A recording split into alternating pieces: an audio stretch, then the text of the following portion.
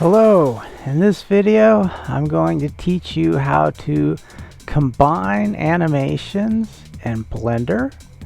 I'm going to teach you how to adjust the speed of your animations and cut out empty frame rates.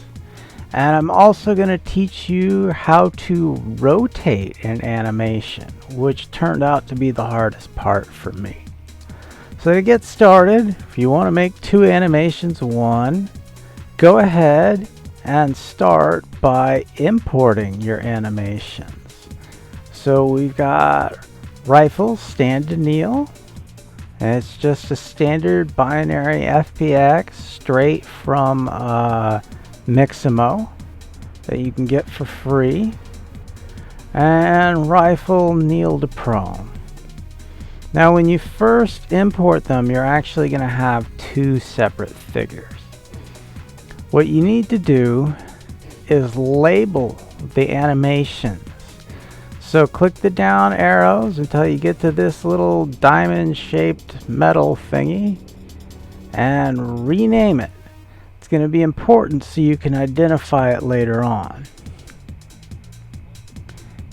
Then go to the other one and again rename it to something you can identify easily. Okay, the next thing you're going to need to do is you're going to need to create another menu. Now if you go down, you'll have the normal arrow things that you see on a lot of Windows options, but if you go all the way to the corner, it turns into a crosshair. You want to grab that and you want to pull up to create a new menu. And once you're there, you click the down arrow on this thing in the upper left corner. And you want to go to non-linear animation. Now you're going to have two animations there. So what you want to do is go ahead and blind out one of them. Preferably your second one. You want to kind of keep your first one because it's already going to be there first. Now on the orange thing, click this little down arrow. And this creates a non-linear track, which has already been selected and highlighted in orange. The next thing you do is click the add button over here and add action strip.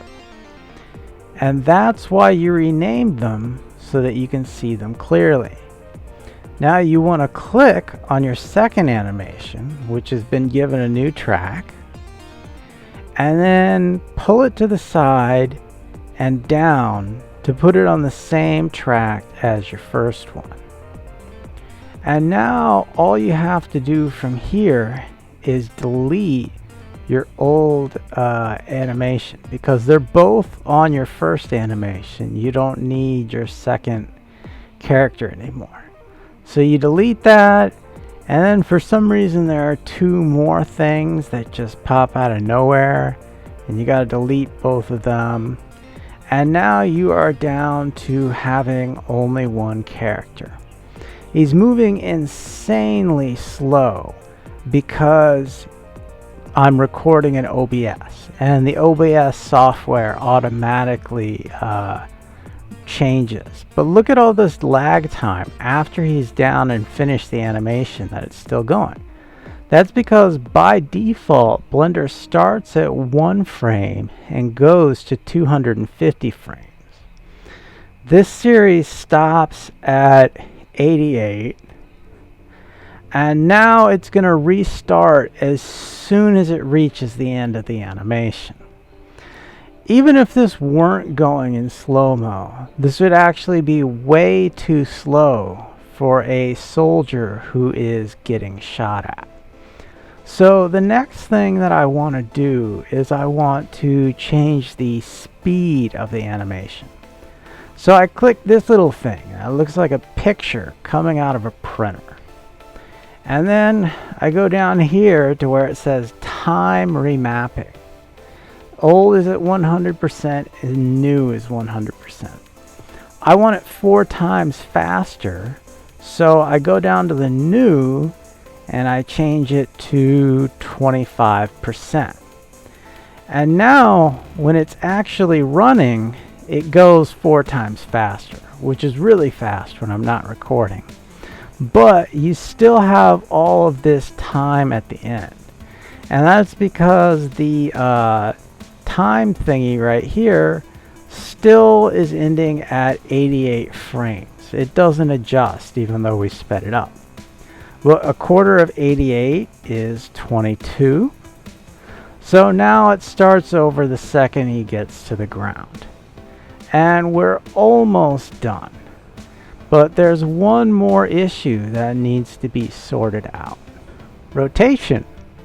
The animation that I got for free on Mixamo is pretty good, but for some reason the animator just thinks a soldier should turn 15 degrees to the left when he lies on the prone. Why? I don't know. But it took me less than an hour to figure out how to combine those animations. And it actually took me another 15 hours to figure out how to fix the rotation. I spent an entire month just about working on that rotation. So let me show you what I eventually figured out.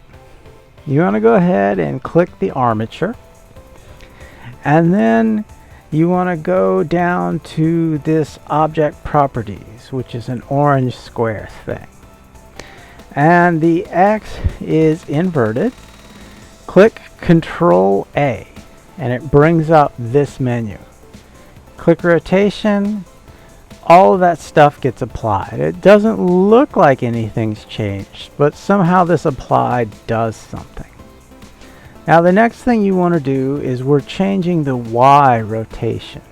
Here's the funny thing about Blender and Mixamo. Blender and Unity. The X or the Y and Z coordinates are inverted between the two systems.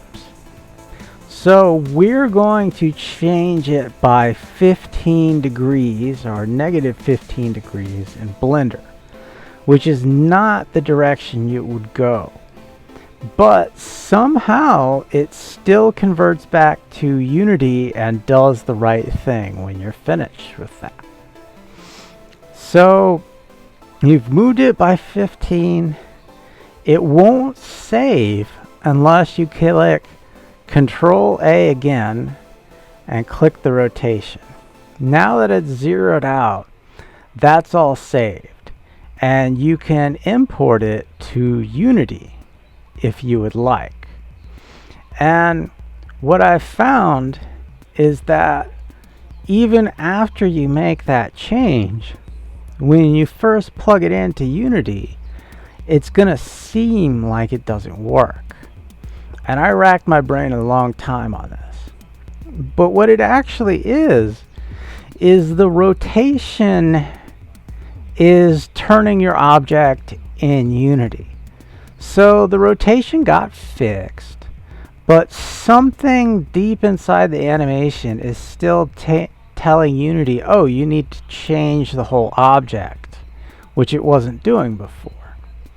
So all you really have to do is write a simple script to make this equal to 0. And you'll probably need a script for your animations anyways. I did a video on that earlier. I'm starting a brand new script to simplify things. Right now, it's got an animator named Nctrnm, a vector 3 named direction, which is pointed forward. Forward is 0, 0, 1. And then in the update, all I have to do, comment out or take away my comments, so that transform.rotation equals quaternion.lookRotation and direction. Once that's done, you just save it, go back to Unity. Now the soldier is laying perfectly straight because it was already fixed. He just for some reason started rotating on his own. That's it. I haven't found anything on YouTube that explains how to fix that, and I can't be the only person who's ran into that problem. So I decided to do a whole video just on this simple thing. Thank you for watching another episode of SS Street Fighter. leave a like, leave a comment, and click subscribe to join the Street Fighter Army. I'd also like to send a thank you to my Patreon supporter, Charles.